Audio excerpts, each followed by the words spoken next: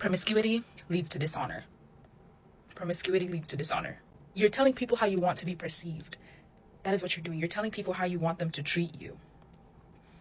So if you want to be promiscuous, 9 times out of 10, people will not respect you. Your honor will go out the window.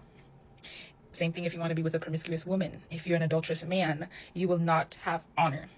People will not take you seriously. People may entertain you, but it's because we're human and there are things such as lust and temptation, but they won't honor you. They won't respect you in the long run.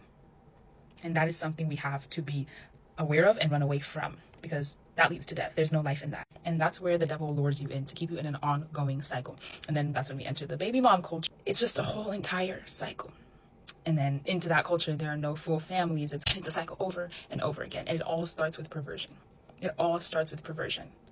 And that is why we have to flee from that. We have to flee. We have to flee from the devil when those temptations come. We have to flee from the devil.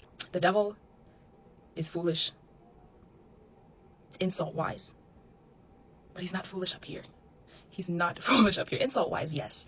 But he's not up here. He knows how to get you. He knows what your 4 or 5 generations in the past struggled with. And he will use that against you. He will use that to tempt you. He knows that you want a wife. And he's going to use and bring promiscuous women around you to try and tempt you.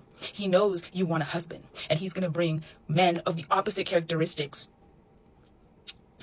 mentally, but bring you physically so that he can lure your eyes and slowly pervert your mindset to keep you in a cycle of poverty, to keep you in a cycle of shame, dishonor.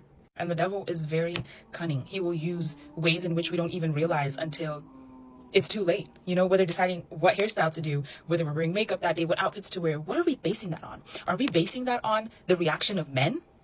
Or are we basing that on ourselves and how we want to be perceived and our own value for ourselves?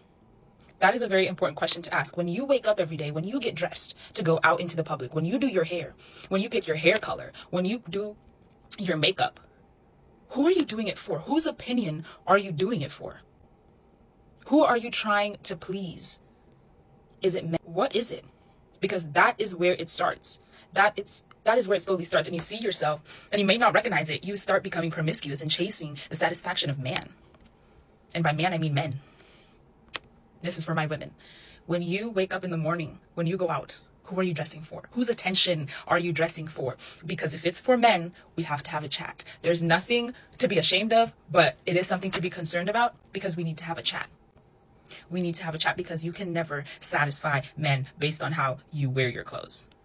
That is a high that you will never be able to get. I can guarantee you that. That is a high that you will keep chasing after and after and after.